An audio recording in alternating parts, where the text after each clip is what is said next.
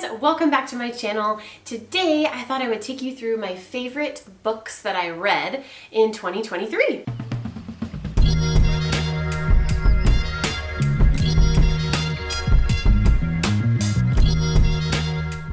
I read 23 books in 2023, and out of that number I have about 12 that really stood out to me, and so I thought I would share those with you today.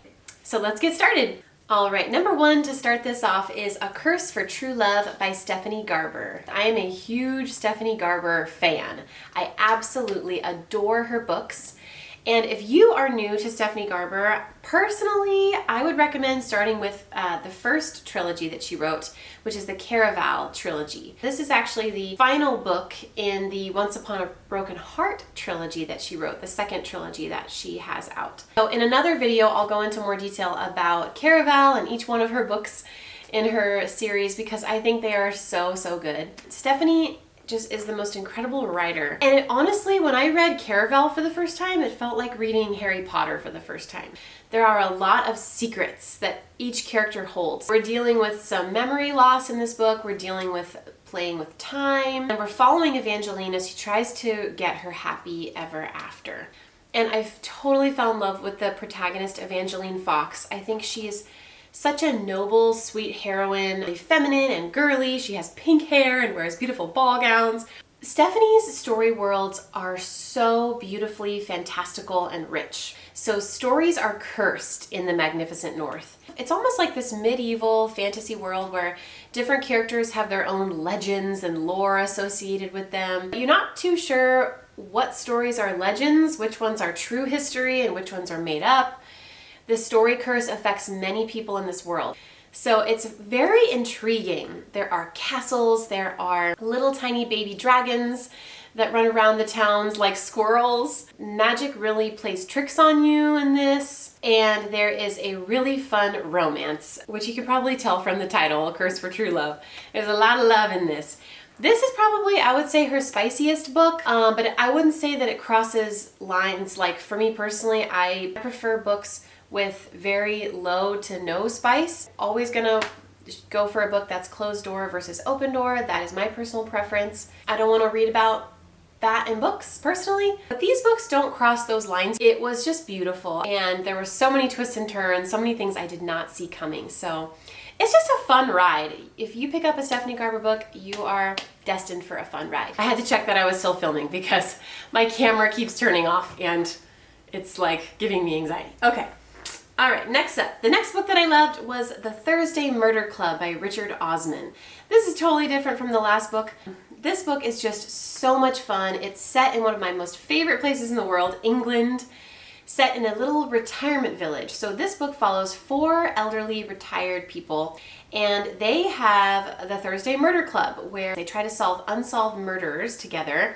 When a local developer is found dead with a mysterious photograph left next to the body, the friends suddenly find themselves in the middle of their first live case. They might be senior citizens, but they are cleverer than most. They're just adorable. From the first page, the main protagonist, Joyce, just absolutely stole my heart. And I felt like Richard Osman was so good at writing different personalities and just completely from their point of view. Just the way that they speak, it just makes the characters feel so real. They come to life, and this book was hilarious. It kept me laughing while I was turning the pages because I couldn't wait to find out what happens next. It is multiple POV, but I didn't find it distracting. I felt like every POV mattered and kind of helped hide the true killer. So it was just a ton of fun. It was cozy. So definitely recommend this book. The next one on this list that I absolutely have to mention is The Blonde Identity by Ally Carter. This was my first time reading an Ally Carter book. I know she's written a lot of young adult fiction, and I believe also a writing craft book, which really intrigues me as a writer. But this was her first adult. It's a romantic thriller, and I could not put this thing down. This one kind of reminds me of Legally Blonde meets The Bourne Identity, which I thought was such a fun combination. So she wakes up on her back in the snow in Paris. She has a head injury, cannot remember who she is. But she's just adorable. She's this blonde-haired, sweet-hearted, just kind soul who's just so sweet to everybody around her. She's very compassionate and feminine and girly, and just like, while she's not blunt about things, she's very honest. And that made for a character that is endearing right off the bat. And I found the love interest to be really fun too, really interesting, because obviously, you know, he has his own wounded past, but in a way, this girl helps to heal those wounds in his life. And vice versa, he makes her feel brave, braver than she ever thought she could be. Yeah, beautiful romance. It is very spicy, but I would not say it actually crosses any true lines. It's ultimately closed door. There's a lot of kind of like innuendos and flirtiness going on, but ultimately closed door. That is something I just want to let my viewers know, so you can keep that in mind for your own reading tastes. And there's also language. I don't like language in books. I really don't care for it. I didn't feel like this one was too much. It was there, which I didn't care for, but it was not so much that it affected my enjoyment of the story. So yeah, I really did enjoy this, and it just had the most perfect ending. So definitely recommend this book. Okay, the next one is Woven in Moonlight by Isabel Ibanez. This is a Bolivian-inspired fantasy, which was so cool. I loved the world. I loved that the main character weaves messages in tapestries with moonlight. She has this magical ability to like harness the moonlight, and she can weave it into tapestries.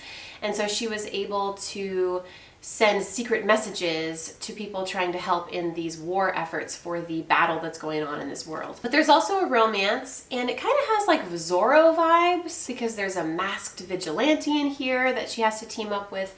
You don't know who he is. It says, Zemina is a decoy condessa, a stand-in for the last remaining Illustrian royal. Her people lost everything when the usurper Atok used an ancient relic to summon ghosts. She hunts for the relic using her weaving ability to hide messages in the tapestries for the resistance. But when a masked vigilante, a warm-hearted princessa, and a thoughtful healer challenge Zemina, her mission becomes more complicated.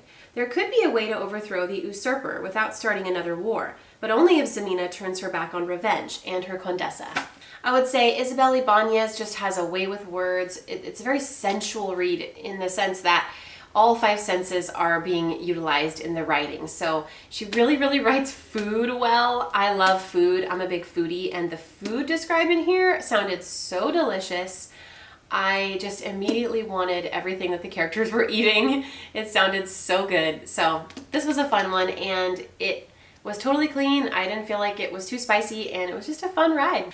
Up next, we have Emily Wilde's Encyclopaedia of Fairies. This one was super fun. This is the first year that I've really kind of started to read books about fae or related to fairy legends. So this book follows a curmudgeonly professor. She's a little bit grumpy, but has, she's kind of like a marshmallow. She's softer on the inside. Emily Wilde is the professor, and she travels to the far north to study fairies because she's putting together the world's first encyclopedia of fairies. When she arrives in the hardscrabble village in the far north, Emily wishes only to focus on her studies. She certainly doesn't have time for another new arrival, her dashing and insufferably handsome academic rival, Wendell Bamblebee, who manages to charm the townsfolk, muddle Emily's research, and utterly confound and frustrate her. So Emily starts to get closer and closer to figuring out the secrets of the hidden ones, or the fairies in this area of the world. The fairies are really interesting because there are small little tiny fairies. There are the tall ones, as they're described, which look just like you and me, which kind of adds this eeriness and spookiness to it. You're not really sure who's a fairy, who's not a fairy. Anyone could kind of be a fairy, but Emily is really clever and smart, and she just has studied them for so long she can kind of pick that stuff out. So she knows that there's something different about Wendell, her academic rival. And as the story goes along, a romance develops, but it's just really fun the way it's written. It's written in journal entries, which make it really interesting. There were some darker elements to the story towards like the middle and towards the end that I didn't quite care for, but I would still say that I enjoyed it. It was still a really interesting read, and I thought it was a lot of fun. Next one is The Inheritance Games by Jennifer Lynn Barnes. This book was very fun. I could not put this one down. It's all about a girl who's in high school and she's kind of struggling financially and just in the world. She has a lot of big dreams, but she can't go after them. And all of a sudden, out of the blue, she inherits this massive fortune from essentially a stranger. This guy who has this crazy mansion full of secret passages. It's absolutely sprawling. But when she gets to the reading of the will, she finds out that in order to claim this inheritance, she has to actually move into the house, and she has to move in with the family who's been disinherited by this guy. So there are 4 brothers who are part of that disinherited family, and there's like little love triangles going on and different things that different romance that ensues. There's a lot of puzzles and riddles that they have to solve to figure out the mystery of why this protagonist, Avery, was given this huge fortune, why he picked her, what this is all about. And so it was definitely a page turner. I could not put it down, and I highly recommend if you like fast-paced mysteries with a little bit of romance thrown in. Up next, we have Unoffendable by Brant Hansen.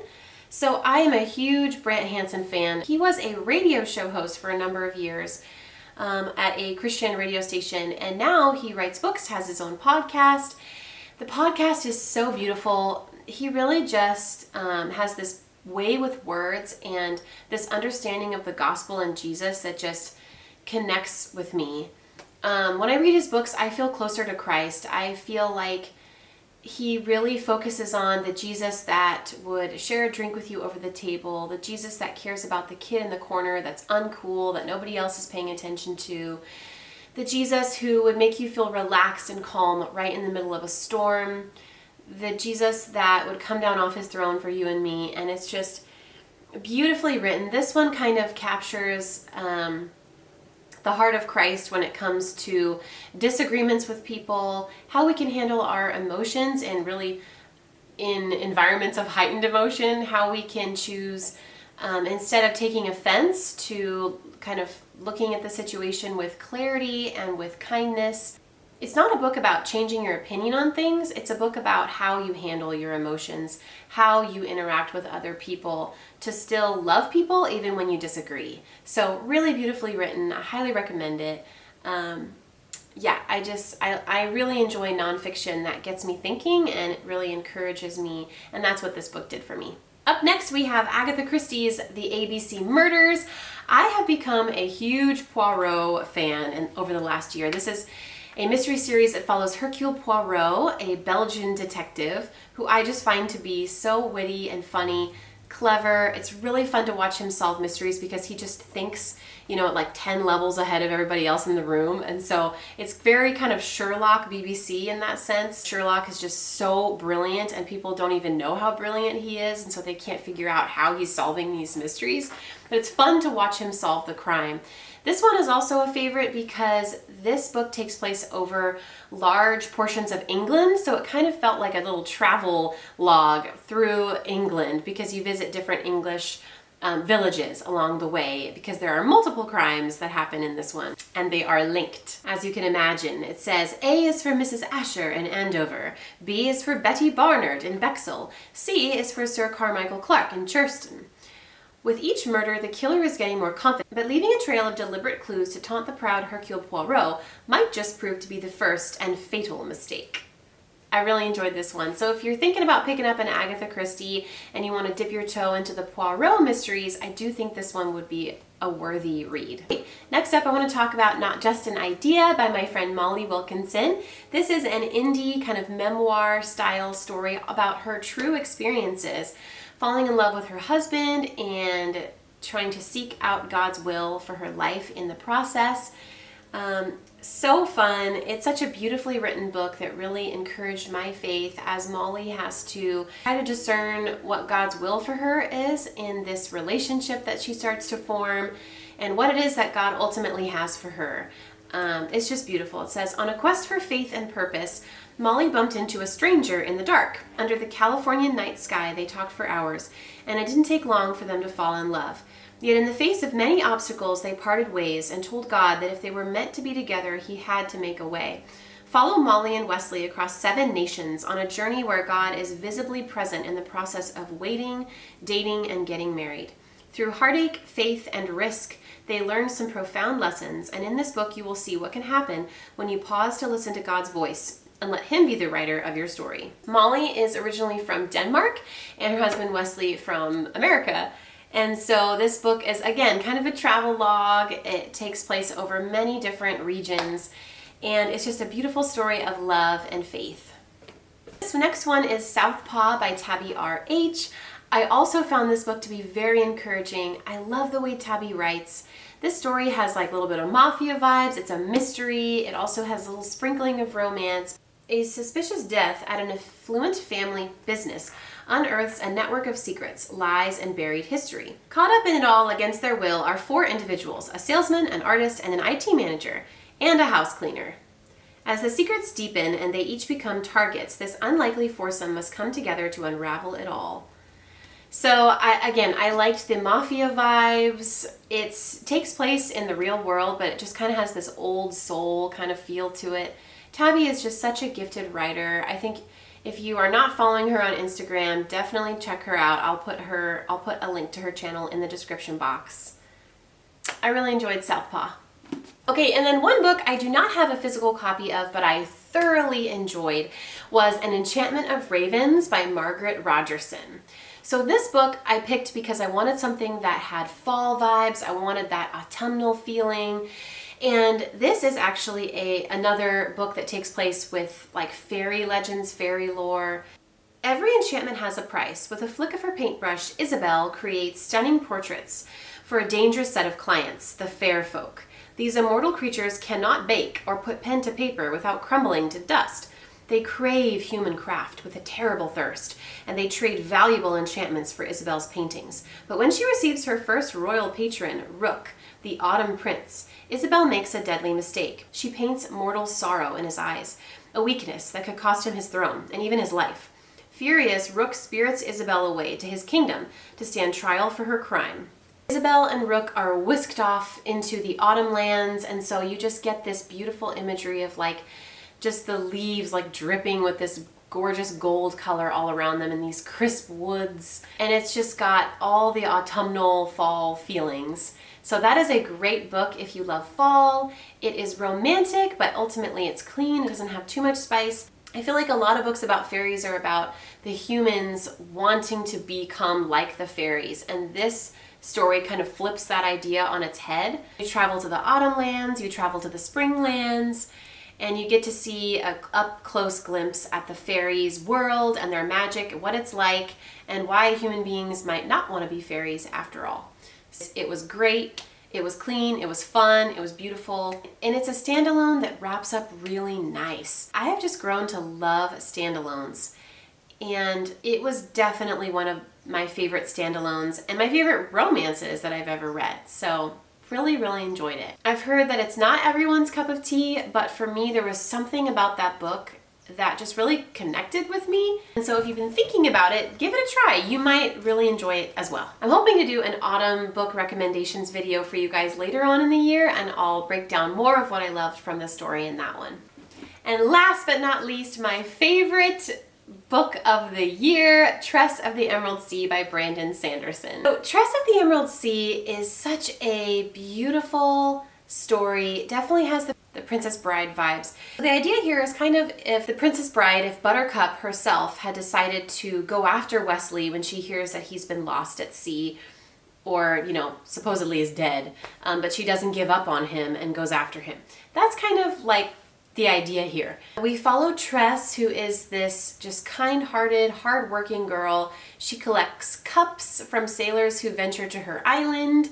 She falls in love with a boy named Charlie, who is a part of the royal family, but then Charlie gets kidnapped and taken by this dark sorceress across the Midnight Sea. Now, to cross the oceans in this world is very, very dangerous. It's a sci-fi book, but it really felt like just a fantasy to me. We're not visiting other planets in this. We're actually sailing on a ship across these oceans that are not comprised of water. The ocean itself is made of spores, deadly spores. And if one tiny drop of water gets on a spore, it will burst into this really scary vine-like thing that can attack you and harm you. And so that just added so much interesting tension in the story as they're trying desperately not to get any water on the ocean spores while they're sailing across it. Tress, joins this ship full of these secretive characters. You're not really sure who's a villain and who's good on the crew, but her love of Charlie drives her. Tress is this just sweet girl who doesn't really know how to like fight or wield a sword. She's really smart though. She can create little inventions and, get herself out of sticky situations. But she's also just very hardworking. Like, she offers to do jobs that nobody else on the ship wants to do. And she's willing to do them. She's willing to help lighten the load. And she's willing to help others. She's compassionate. Even on the villains, she tries to do everything with a compassionate heart. And she's just a softer protagonist, which I prefer. She doesn't give up, her strength is within. It's not this brute force physically. It's like this inner strength that's just so grace-filled at the same time. Let me just show you guys the illustrations. You can see the teacups that she collects, which I find to just be so cute. Then we have Tress herself. There is this stunning illustration in the front. I just absolutely love it, you guys. Don't get me wrong, I love a good trilogy and a good duology, but there's something about a standalone that just wraps up nicely with a bow at the end. All the loose ends are tied, but it just gives you this warm and fuzzy feeling towards the end, and you just feel satisfied. I love when a writer can do that really well, and that's exactly what I got from this book. Highly, highly recommend. There you have it, friends. Those are my 12 favorite reads of 2023. I look forward to sharing with you my next video soon, so stay tuned, and I'll see you next time.